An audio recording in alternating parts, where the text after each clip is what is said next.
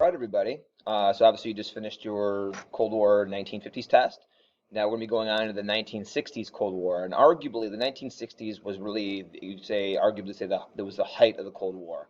A lot of the tension, and ultimately we were so close to becoming, out of all the years and out of all the decades, going to war with the Soviet Union was probably the 60s. Obviously, this is when the Berlin Wall will be built. This is when the Cuban Missile Crisis will happen. Um, so lots of things going on. So obviously, today we're going to talk about JFK, and kind of talking about his election and all that kind of stuff, and some of the domestic policies. Now, tomorrow in class, we'll talk about more foreign policy, things that happened worldwide that dealt with specifically the Cold War. So, all right, so make sure you guys copy this in your guided notes. All right, so here we are, 1960 election. This is arguably one of the most pivotal elections that we've had in U.S. history. Very close.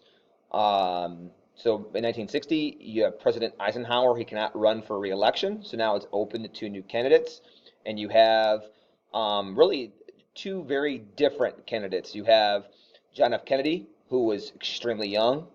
He was the youngest. He will eventually be the youngest president to be elected. And then you have JFK also. He is a Democrat. Um, and then on the flip side of that, you also have some things about JFK. He is also a Catholic, which is a big deal. He would be the first Catholic ever elected as president, which was a big deal. Again, think back to what we talked about in the previous several units with the Gilded Age and 1920s and nativism. At this point, most of the presidents that were elected were Protestants, and the Catholics were kind of, I would say, looked down upon for a long time. And even when he was running for president, there were lots of people who wouldn't vote for him just because he was Catholic. No matter what he said, no matter what he did, it didn't matter. Some people already kind of had it in their minds he was Catholic; they're not voting for him. Um, JFK was also born into privilege. His father was a career politician. The Kennedy name was very well known.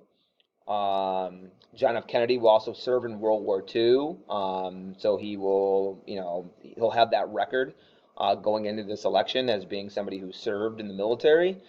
And lots of the stories and heroics and things of that nature that he is going to accomplish during the war will be present and talked about during this election. On the flip side, you have Richard Nixon. Richard Nixon, Republican. He's obviously much older, career politician. Whereas JFK is his dad had a lot of experience, but JFK really didn't because he was so young. So Nixon had like that old establishment, career politician, much older, um, and it's one of those things, in terms of they each kind of have their base in terms of you know their supporters. Um, so a true story about this at the election. This was the first. This was the first. Well, you know how how nowadays and how you have like debates on TV, where you have the candidates that kind of going at it on TV. Well, this was the first time in U.S. history where you had a debate on TV was this election. And the reason why I'm bringing this up is because it was extremely important. The TV played a pivotal role in why JFK got elected. And it was also really interesting. During the debates, if you listen to it on the radio, many people thought that Nixon won the debates. But if you watch it on TV, it was a landslide. People thought JFK won. Now, why is that? Well, a couple, true stories with how this played out. So on TV, this is where JFK shined. He was young, strong, confident, and those things were on full display on TV. He was very poised, calm, cool, and collected. He displayed strength and confidence in his answers. And it was kind of funny. The morning of the debates, Nixon was getting out of his car, and he hit his knee on the door, and it caused him like to be in pretty bad pain throughout the day. It caused him to have this limp. So on TV, you see Nixon, who's much older than JFK. He's kind of hobbling around, and on TV, he's like sweating and looks like disheveled. Doesn't really look healthy. And again, when you look for a president, you want to see strength, you want to see poise, you want to see confidence. And on TV, this was one of the most watched shows of all the '60s. Were these presidential debates. So this really swayed a lot of people. That really People that maybe that were on the fence, or maybe were slightly leaning towards Nixon. After watching the TV and after watching the debates, people came away really impressed with JFK because they thought that he displayed a lot of presidential qualities, and his personality and his youthfulness was on full display. So yeah, so let's go on. Obviously JFK will be elected in a very, very close race. Um, Other things that were pulling for JFK was his family. As I said before, his dad and the Kennedy name was really well known even before this. But also his wife, Jackie Kennedy. As you can tell by the pictures here, she was beautiful. She was up to date on the fashion and a beautiful lady. So for a first lady, she was adored. A lot of women back in the '60s will name their daughters Jackie after her because she was kind of like a role model because of all her ideas and because she was very cultured and very elegant. For instance, my mom's name is Jackie. She was born in '64, and she was telling me that she was named after Jackie Kennedy. Um, Also, the the children. You have what seemed like a normal guy, like a normal family. You have a husband, you have a wife, and you have two kids, and you're going to have the ability. The American people are going to have the ability to see the two young kids kind of grow up um, in the White House and with all the attention. And this would be the first time that kids would be in the White House since Teddy Roosevelt. So I guess you could say this was like the all-American family.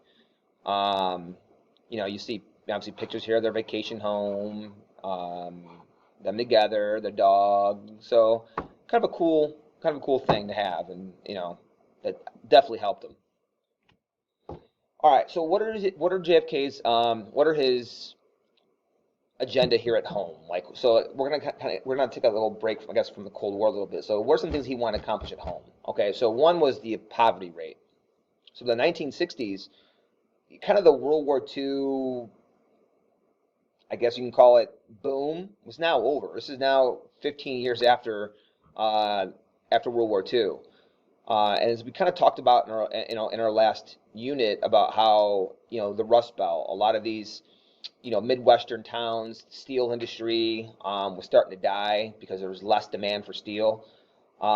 People were losing their jobs, and it just wasn't quite the economic boom that we once had in the late 40s and 50s.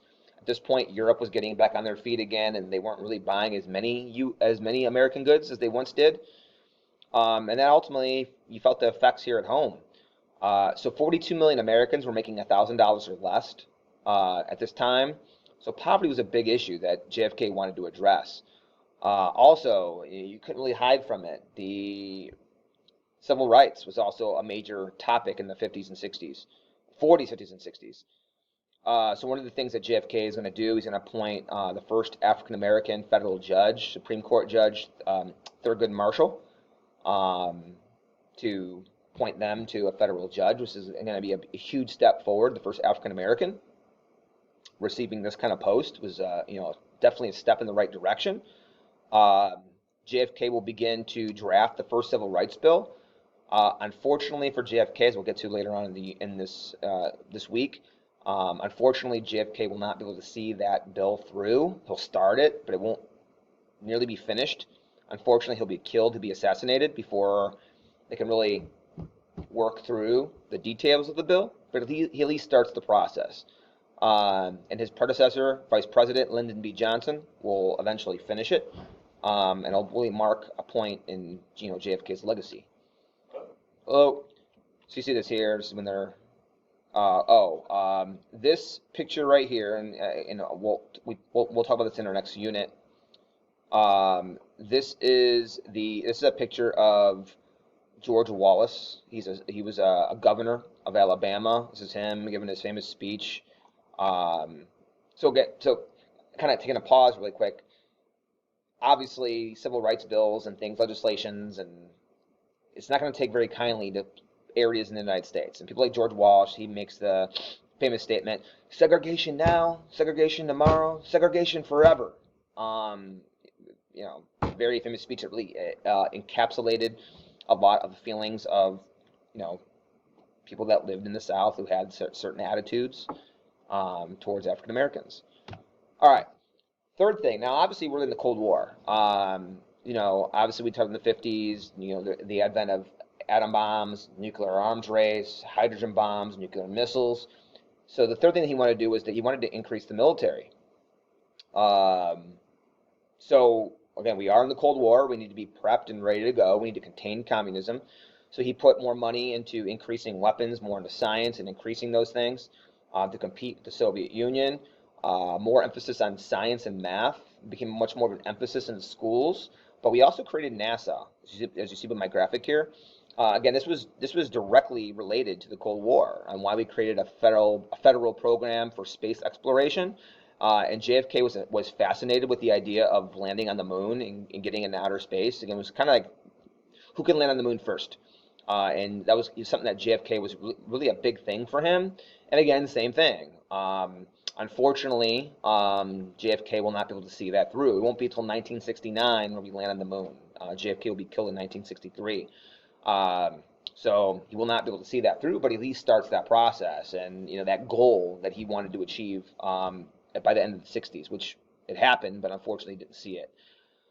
Then you have a fighting force called the Green Berets. It's obviously still around today. This is a special fighting force, and this was originally meant to fight against communist groups. So this group would be sent all over the world to basically stop communist insurrections.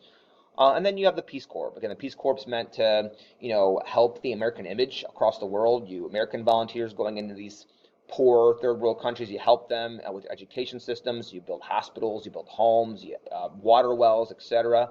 Again, helping out our image across the world. Again, us being the good guy. That was the goal.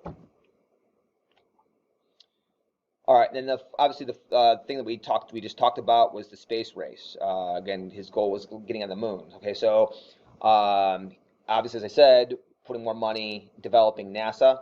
By increasing the space program. And this really all started, guys. The reason why he wanted to do this was because the Soviets in the 1950s launched the satellite Sputnik up in outer space. And guys, this was revolutionary. This really freaked a lot of people out.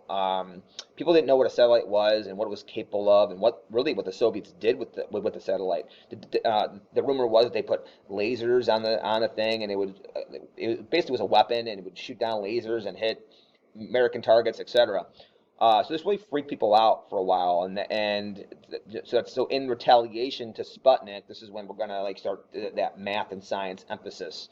Now again, kind of going into the 60s, the Soviets, the first person in space was Yuri Gagarin. This was a Soviet. Soviets beat us in outer space. That was April '61. Now notice a month later, we sent in the first American in outer space was Alan Shepard. So again, it's that race. First getting a person in space, and eventually it'll lead to missions to the moon. Apollo 1, 1967. This was the first mission to space that ended in tragedy. The space shuttle is going to blow up. 3 will die on this mission. And then finally, the most famous one is Apollo 11. This was in 1969. This is the mission to the moon that will be successful. This is where Neil Armstrong and Buzz Aldrin and Mike Collins will be successful in launching into outer space. All right. So tomorrow we'll talk about we'll talk about foreign policy, things that happened overseas in Europe during the Cold War. All righty. I will see you guys tomorrow.